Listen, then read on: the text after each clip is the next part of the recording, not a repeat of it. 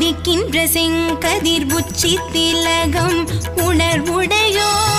மதிக்கின்ற மாணிக்கம் மாதுளம் போது மலர் கமலை துதிக்கின்ற மின் கொடி மென்கடி குங்குமத்தோயம் என்ன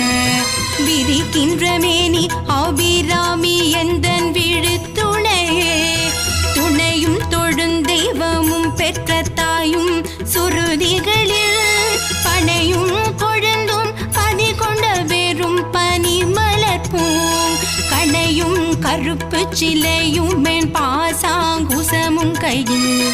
அணையும் திரிபுர சுந்தரியாவது அறிந்த